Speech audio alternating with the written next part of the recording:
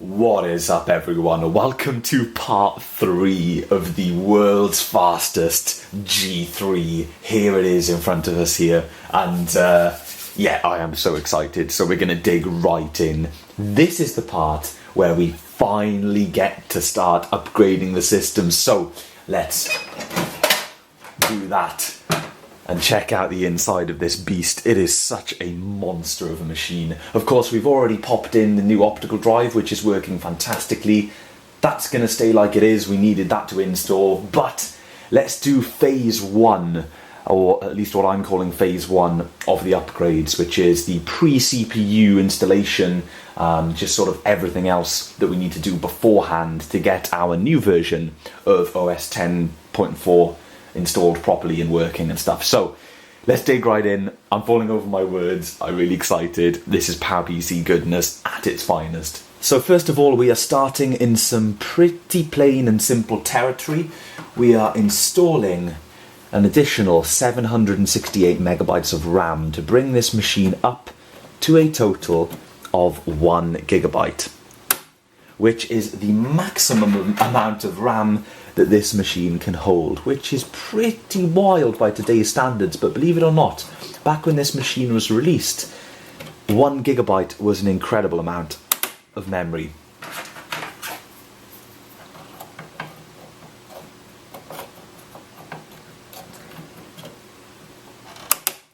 There we have it. As easy as that, folks. We have our 1 gigabyte of RAM installed. Next up, we have our Rage 128 sitting in, of course, the legendary high-speed 66 megahertz PCI slot.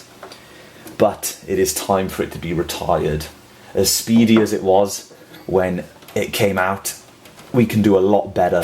Even though this machine does not have AGP, we can put in the wonderful Radeon 9200. This is the quickest card, without a shadow of a doubt.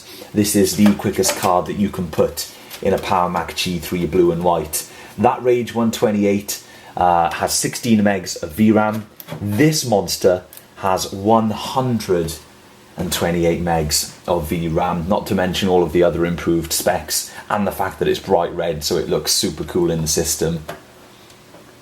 I just don't know any of the other specifications off by heart, but I know from personal experience, and you guys have seen on the channel before, that this card is a monster compared to the Rage 128. There we have it, the card screwed into place. Now, I have had people say on my PowerMac upgrade videos before, why do you put PCI cards in before fiddling with the hard drives? Aren't they in the way? I really don't find that they are, because the oven door opens and it's laid out so well that you can actually get your hands in over the top of the hard drives and work on them from there. So personally, I'm sort of working my way up the system, because at this stage, everything that we're doing on the motherboard is pretty simple, obviously. We're ignoring the CPU socket for now, of course. By the way, folks, I've dug out my orange screwdriver just to be really, really old school IMNC. Okay, so that's the video card in. ATI Radeon 9200 Mac Edition, by the way, folks. And I've had a couple of people ask me about this card since the previous parts of the video. You can find these cards on eBay. They do pop up from time to time. They were sold pretty damn well, so they do pop up. And you shouldn't be paying much more than, way less than 100 quid for one of these, at least in my opinion. Things are changing a lot in terms of the PowerMac upgrades, and things are getting rarer, but you should be able to pick up a Mac Edition 9200 for about 50 quid. That's just off the top of my head, but I really reckon you should be able to. So it's a beast of a card, and if you've got an early G4, a pre-AGP G4, or a G3 blue and white, gorgeous card for the system. And we'll take a look at benchmarks in part 4, and the numbers basically speak for themselves. So next up, we have a piece of hardware which, unlike the Radeon 9200, this one is a little bit rarer and is going to get harder to find as time goes on. This is the Sonnet version. This is the newer card. I also own the old Siritech, or whatever it's called, version, which is a red basically a red version of the exact same card, the original one. This is a 2-port SATA Revision 1 PCI card. Nothing special, of course, but this one, what makes this really tick and what makes this really rare is this is one of only about 3 cards that are bootable in this machine. You can get loads of SATA PCI cards that boot in these old Power Macs, that run in these old Power Macs, and you can use them for storage drives. But in terms of booting your OS, it's only a few of them that actually work. So I'm very fortunate to own 2 of these, and I will be keeping my eyes out for more for future projects. Now, the reason I'm putting this one right next to the GPU is it's the shortest card, or one of the shortest cards that I'll be putting in this system. The IDE card is a little bit shorter, but including cables will probably end up being a bit taller. So this will allow the video card to have as much breathing room as it can, but it's not as if the video card gets really hot or anything, so it's no big deal. There we go, that's the SATA card sitting in there. I just need to find a little screw for it. Okay, so that's the SATA card finally screwed in. These screws and threads can come a bit tricky with age and with all things that have been taken in and out of them. If you're wondering why there's a hole cut here, the previous owner of this card was running the SATA cables out the back of the system for some reason. It must have had some kind of external enclosure or something like that, which is pretty cool. So next thing we're going to do, and for now, the final PCI card that we're going to install is the simple USB card.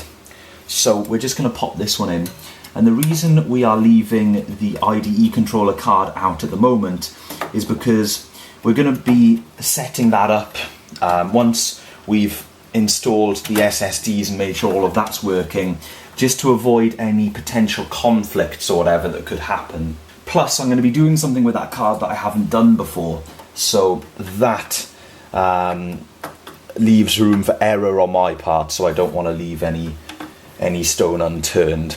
This USB card is pretty damn sweet because it has 2 internal USB ports, so I think I'm going to try and get my hands on some small Wi-Fi and Bluetooth dongles. I know that's not the best solution for internal Wi-Fi and Bluetooth, but that's pretty much the only option on this G3, and I think that would just add to the awesomeness of the upgrades. So they are all of the PCI cards that we're going to install at the moment. Let's move on to hard drives. Now, I think this may swap around as things develop, because I'm not too sure about the space with the cables, with the IDE cables and things, but at this particular moment in time, I have visions of the IDE drives sitting here and the SSDs sitting here, just for cable reasons. So for the moment, that's what we'll run with. So what we need to do is remove this hard drive and this hard drive cage in general.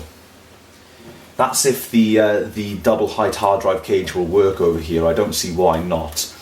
I don't think there are any cables in the way or anything that would hit the drives on the board, but we will see about that. Alright guys, that's that screw finally out. Basically, it catches a little bit of thread at the very beginning and a little bit at the very end, and then there's this sort of void in the middle. But if you push too hard on the screwdriver, the screw sort of slips back down into the first portion of thread. It's kind of hard to explain. But while I was trying to unscrew that screw, I was looking at things in the case here, and I've come to the conclusion that I think I'm going to try and keep the IDE drives here. I just hope my round IDE cables are long enough. I'm looking at them now and I've got slight doubts, but we'll cross that bridge when we come to it. Hopefully, they're both right angle as well, so I hope they're the correct orientation. So anyway, we'll worry about that later on. For now, we'll worry about the SSDs. So we don't actually need to be in here for the moment. Let's close that up and screw on some SSDs. So this is definitely one of the coolest parts of the upgrade, because I'm using this funky adapter that I found that allows 2 2.5 inch drives to be used in a single 3.5 inch drive space. So the plan is, hopefully this works out, the plan is, folks, to use this on, let's take a look. I was going to use that. Hang on a second, folks. Let's have a quick look at something quite frustrating that I've just noticed about this bracket. I basically bought it because I thought it had screws to attach on the bottom as well, but the holes are in the wrong place. The holes line up totally differently actually. So this has got to be secured from the side, which is annoying. Very annoying, in fact. I was going to have 2 SSDs stacked up on there, but I've just come up with an even better idea. For just such an event, I have come prepared with 2. So even though this now gives us space for 4 drives in theory, what we'll do is just use 1 drive in each, and we'll put them side by side in the Power Mac case, which will actually look pretty cool. So I will begin by putting an SSD into each one of these. We will leave the Power Mac mounting for now until a little bit later. This way you'll get to see both SSDs as well, so I think that'll look quite cool. So let's start off with just 1 SSD and figure out what way... Oh, in fact, hang on a second guys, let me just think about this for 1 minute. Nope, that's not going to work either. I've just used my brain. We'll have to use one. We'll have to put both drives on one, and then we will have to put this in the top of the other, in the top of the twin drive bracket thingy. That's okay, we can do that, folks. So I'm going to screw in these SSDs and try not to get confused anymore. Well, that was a little bit of a kerfuffle, guys. Not the easiest SSD bracket that I've ever used in my life, and also a little bit out of line as well, but it's not too bad. Let's get the new SSD out. This is the one that I got from eBay. As you guys know, I already had one of these. I bought a second one to match. So this is pretty damn cool. I've been waiting for this moment, guys. Rage Zero SSDs in the G3. Absolutely insane stuff. Right then, so they're the 2 SSDs sandwiched together. Obviously that's a bit close. So let's separate them and try our hardest to screw them into this bracket. Okay guys, so we've got our 2 SSDs in place on this twin 2.5-inch drive thing, and they look pretty damn cool. They're held in nice and securely by 4 screws each. So what we've got to do now is put this in the top of this. Now of course the drive in here is the Tiger drive that we were literally just using in the last video. So this is a Seagate, an old Seagate drive that we will be keeping safe with Tiger on it. So I'll label that up soon. Now then folks, here we have it.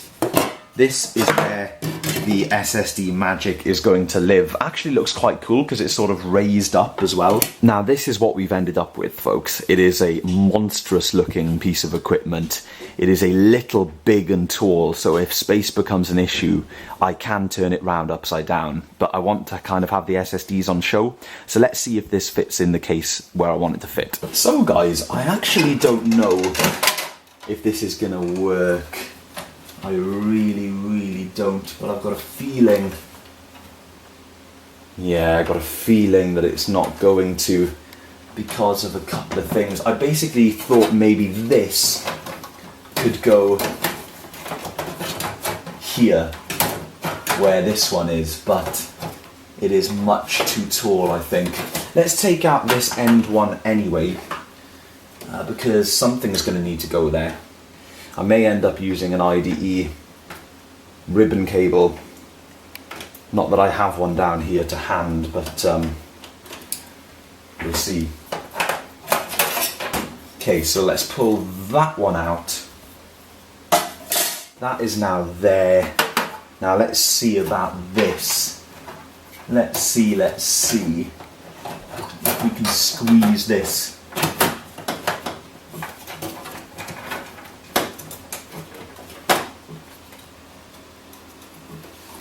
That just fits under the gap there, folks. However, this thing... No way. No way. It fits. The SSDs fit at the end there, and they look absolutely awesome. The only thing is, I don't think I've pushed it back far enough, have I? There we go. That's now pushed back in place. Let's see if it still fits. I can't believe that is like made to measure, guys. Made to measure. Let me show you. As you guys can see, the clearance between this SSD and the front power button and speaker assembly is nothing. Literally a mil. So that is like totally made to measure. Let's see if everything works out. Now what I'm going to do for now, guys, because that screw is being a bit of a pain, it's difficult to line up, I'm going to wait until we put the other two drives in and also get the cables in for these. So I'll place the hard drives there for now, but I won't put the cabling in because we don't need them in phase 1. So that looks awesome. I really hope that works out. That'll be sweet. Anyway, so let's close her up once again to do some outside of the case work. We have got now 2 of these puppies. These are the single hard drive sleds. We have 6 screws, 6 flush screws, so we can put 3 in each drive. And of course, we have 2 drives. So let's screw our hard drives onto our hard drive sleds. Now, I think it's a good idea to do one at a time so we don't get ahead of ourselves. I've been waiting to use these drives for such a long time. I got them with my MDD, with the dual 1.42 gigahertz MDD, and of course I didn't use them in that. I took them out straight away along with the PCI card. But these are going to be very, very cool in this system, I think. So there's one drive. There is one sled. Let's screw this on.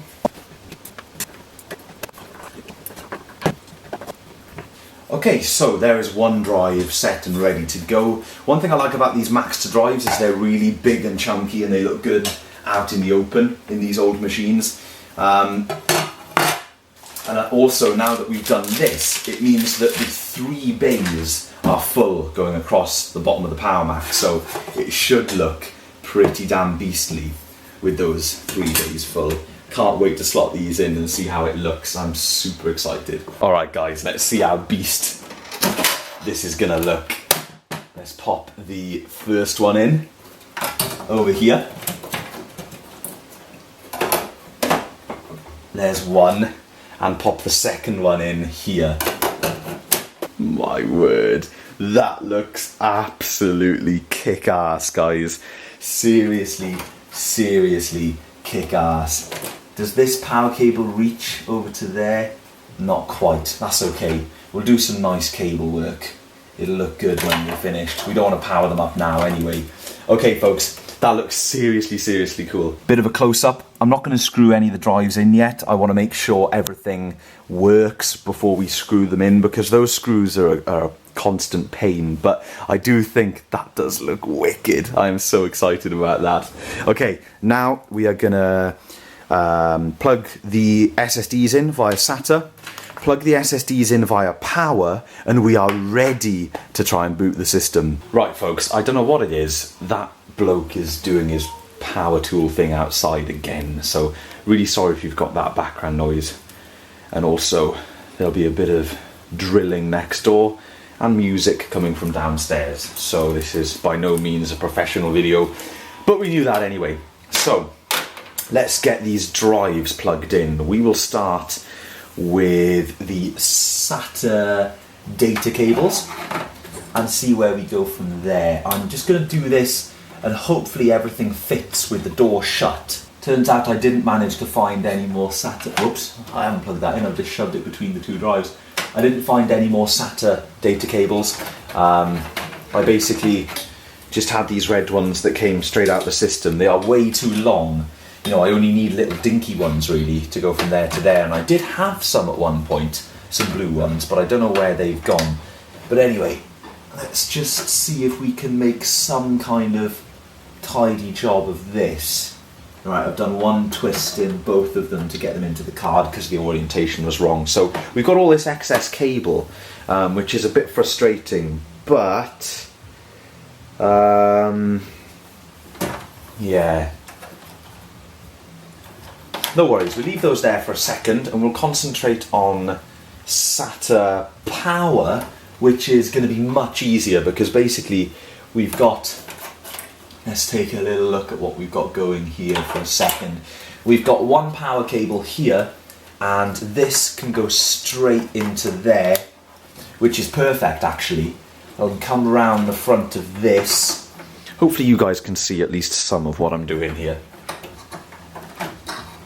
And the power cables can come up from underneath. That actually works out really well. One power cable connected, and then this one I think we'll have coming through underneath here, and that way it'll stay pretty tidy. I know you can probably just see my head at this point, folks, but I will show you a close-up in a minute. So basically we've got a single Molex connector coming down from the PSU going round that little corner, sorry folks, into there. Then we've got the splitter Molex to dual SATA power coming out from under there, and all the cables tuck in there really nicely, which I'm very pleased about, and they power the drives there. So that is good. Now all I've got to do is try and tuck away these red SATA cables. So guys, the good news is I was able to close the case. Check this out. The SATA cables for now are just sort of tucked there, and it actually works, but it looks disgusting. So this is temporary. I promise guys, this is temporary. I'm gonna either find those other blue short SATA cables, or I'm going to order some more. So literally just a couple of jumps from there to there. But as for the power, I'm very pleased with the power. So folks, let's close her up. We will move her onto the test bench setup over here, plug it in, and see if we can install OS X. So guys, I have made the change to DVI because we've changed the video card. So let's swap to DVI. Let's press the power button and see if it does anything. I'll hold down the mouse button just in case, but that drive wasn't popping out previously while using the mouse button. Might have to use the old hair clip. But hopefully we boot up and everything is okay. There was a bong, so that's a good sign. No signal out of the video card yet, and also no drive popping open, so let's give it something to work with. Where have I put that hair clip? We are booting, guys. Well, the system wasn't booting at all, and I was like, hang on a minute, this is familiar, because it did this really interesting thing where there was nothing on the screen, no output, the disk would spin down, and then the caps lock key would stay lit up. I was like, I've seen this before, I remember. And then I remembered, hang on a second, that's exactly what happened when I put this thing in my G5. I was wondering why this was spare, why it wasn't in the machine already. It's such a cool card, 4 external, 2 internal. There's nothing, you know, to not like about it, apart from the fact that the machines won't boot when it's in. So that's why I had the 2-port one in here. That makes a lot of sense. So that can go up there in the pile of hardware that screws things up. And this 2-port one can come back down for now. I may scour eBay and try and find another 4-port, because I know there'll be a 4-port with 1 internal on eBay. Probably. But yeah, this is now booting from the Tiger DVD, the legit Tiger DVD, and I'm going to show you guys how bloody easy it is to install an OS on RAID 0 when it comes to OS X. Taking a bit of a while to boot from this legit OS disk, folks, but I'm going to be patient and just wait for it to do its thing. Alright guys, so professional camera angle alert. Very straight, as you guys can see. Anyway, here we are at the installer. Now what we're going to do, the first thing we are going to do is yeah, what is the first thing we're going to do? Let's find out what's happening here. Let me get my brain in order. Okay, so continue, agree, and there are no volumes showing up here. So disk utility, and then we hope that volumes appear in disk utility. That sort of moment where you cross your fingers, and then they appear. Thank God. So first things first, we're going to erase these drives. Erase. There we have it. So both of the SSDs are now erased. As you can see, they're both identical, 55.9 gigs. Anyway, now we go over into RAID. and we create our RAID. So the first thing we're going to do is name it Macintosh HD. In fact, Macintosh SSD. Next up, we want it macOS 10 Extended Journaled, of course, and we want to select Striped. Striped is basically RAID 0. So then we get our volumes. We drag in the first one. We drag in the second one. There's our 2 SSDs, and we go for it, folks. And it'll erase them again and make one volume out of the 2 of them. Now, just while this is doing this, a couple of things about RAID 0. Whenever I introduce RAID 0 into a video, I always get comments about reliability. Tom, what if blah blah blah, what if blah blah blah. What you've got to remember about these projects is they're purely for fun. So if something goes wrong, if one of the SSDs, if it dies, if it all goes tits up, basically that's more entertainment for you guys. And this is purely for speed reasons and fun reasons, and to be honest, I'd be comfortable using a RAID 0 in my main system, especially with SSDs, as long as I had a backup. It's all about your backups. If you don't have a backup, it would be the most stupid thing in the world to do, but if you do have a backup, it's fine, and it's double the speed. So anyway, here we have it, RAID 0 all set up, as you guys can see. So we can now close out of disk utility, and that means that OS 10 will see the drive as one drive. So now we can hit continue, we can hit install, and it will begin installing Tiger onto the 2 SSDs in RAID 0. We'll skip the DVD check for speed reasons, and hang on a second, I have cocked it up.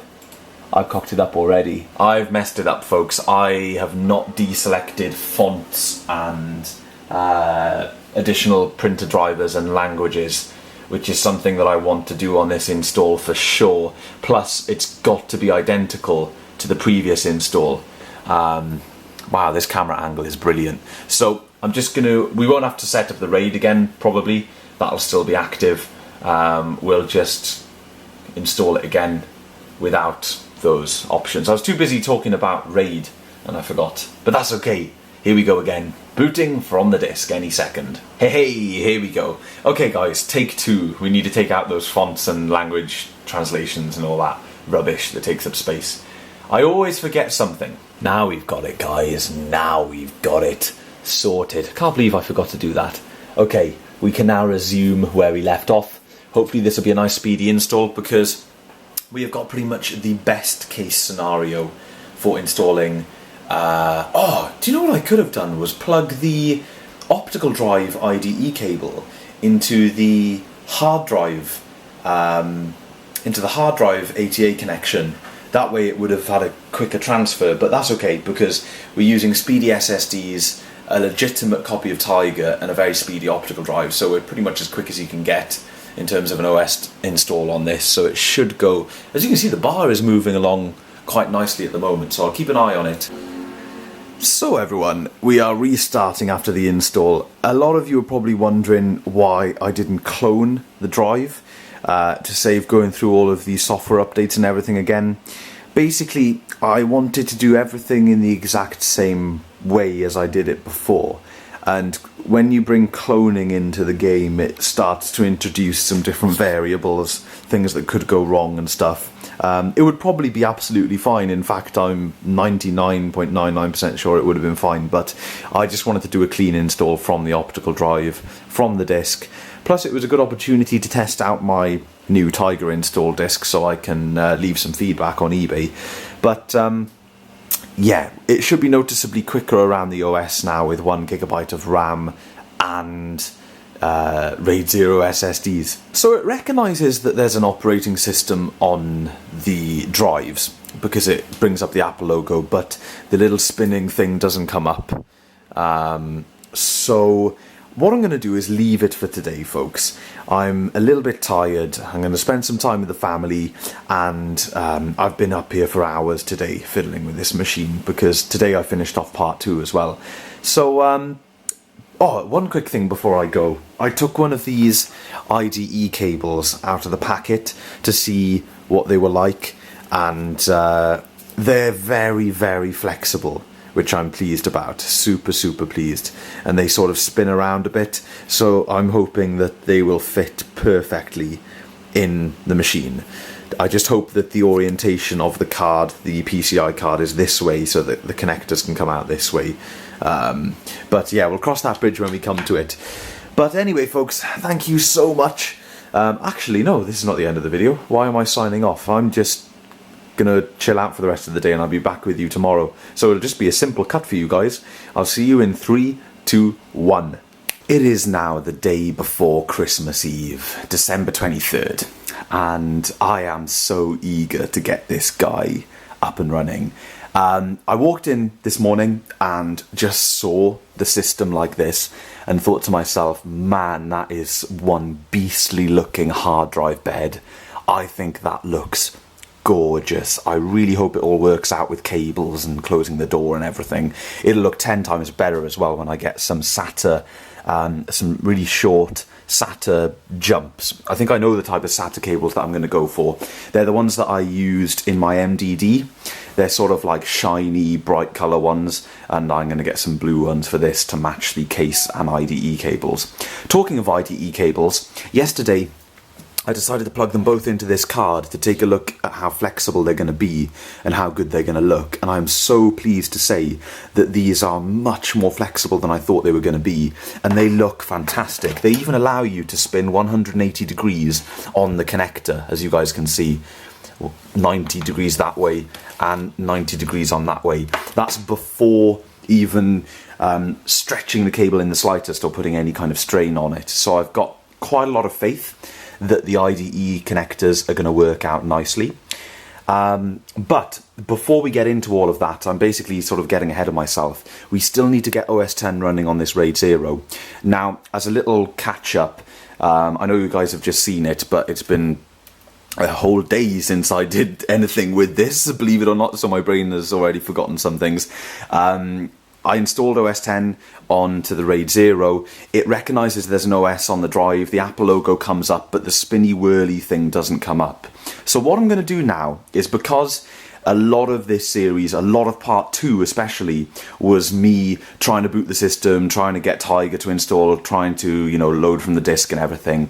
I'm basically going to put the camera down for the next little while, and I'm going to reinstall Tiger on this RAID 0. I'm going to erase the drives again, do it all again exactly how I did it, reinstall it again just in case anything went wrong, and then if that doesn't work, I will pick up the camera again and we will take our lovely Tiger install and we will clone it, because that is the backup option. This is that fresh, lovely updated Tiger install.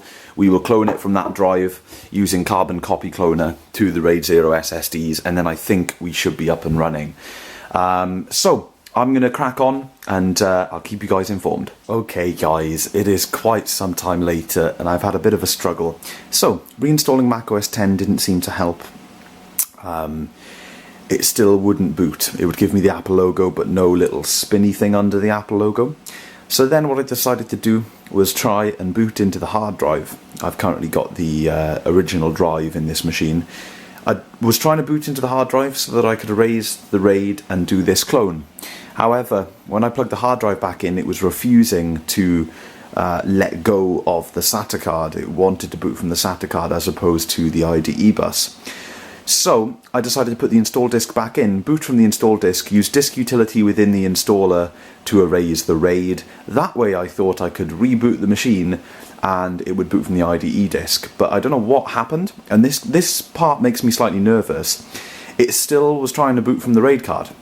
So I don't know if there was some trace or whatever, which I think is like physically impossible because I erased both the disks, but I'm really not too sure about that. So what I had to do in the end was unplug the SATA cables, boot the machine, waited until it just about booted from the hard drive, and then plug the SATA cables back in really quickly before the spinning logo appeared.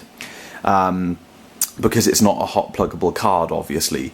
So I don't recommend doing that, but it was the only choice I had to get it to boot, and I did it via the SATA cables in the end. I was going to do it via the power cables, but I didn't want to risk anything blowing up, so I decided out of my two options, it was best to do it on the card with the SATA cables, and I finally, after about 3 attempts, got it to boot up and recognise the SSDs within the operating system.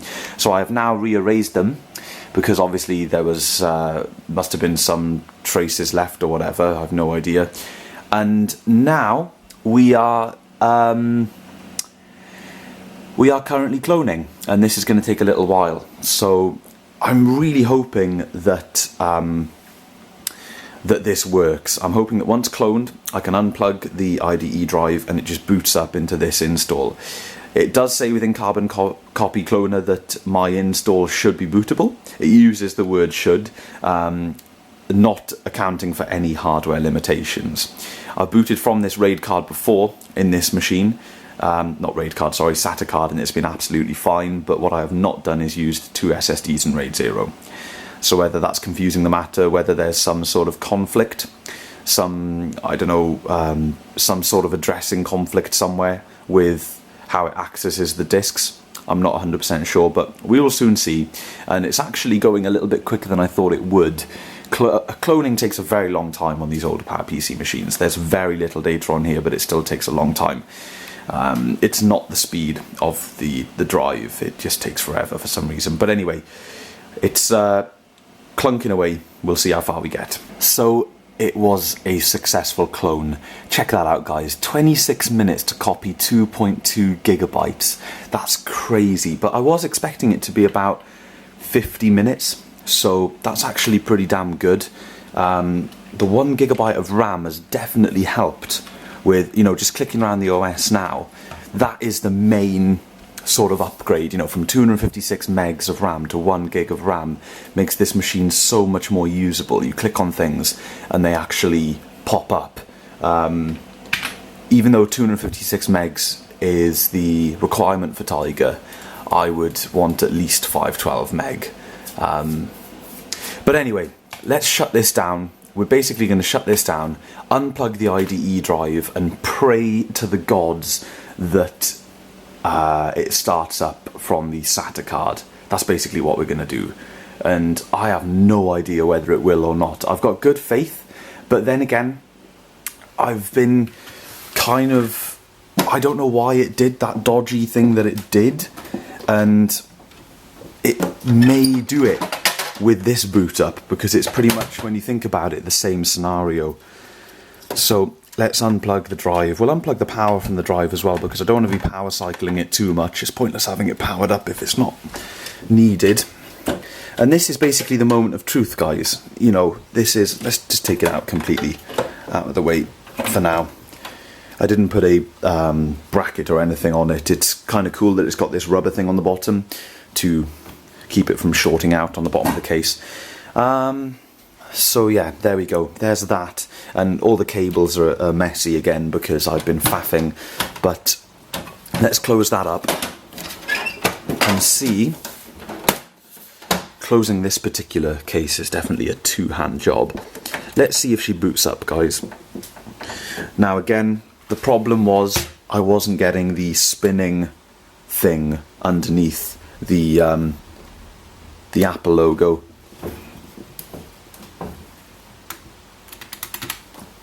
It's not booting up at all. What's happened now?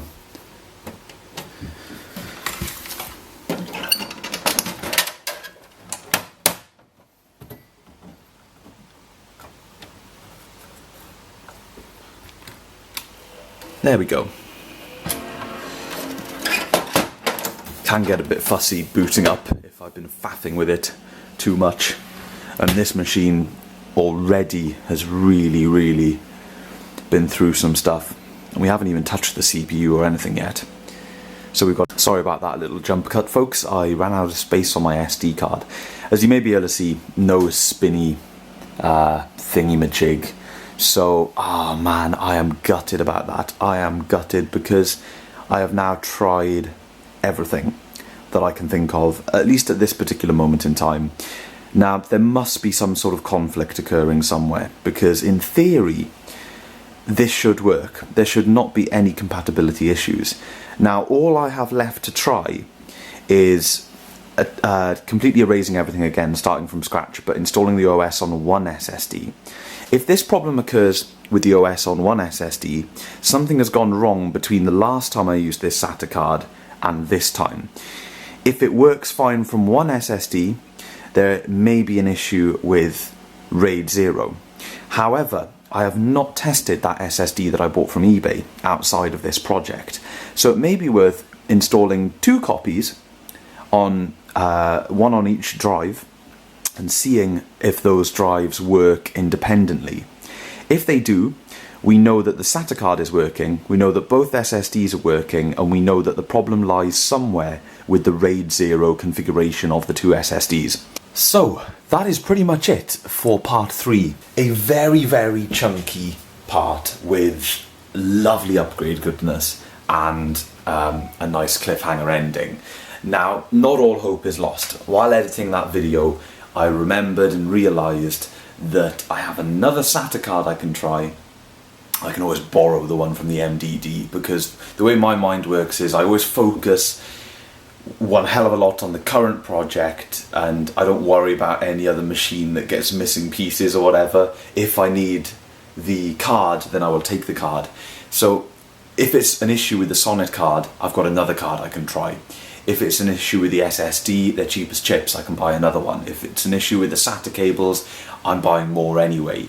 And if all of that doesn't work, all of which you'll see at the beginning of the next part, by the way, folks, part 4, if all of that doesn't work, we will then, of course, have to, again, in yet another project, wave goodbye to RAID 0. I've been itching to have RAID 0 SSD boot disks in one of my systems. I just want to do it. So I'm going to try my effing hardest to get it to work in this project. But it is currently 3:26 on November 23rd. I've been doing this all day since I woke up pretty late, like 11, half 11.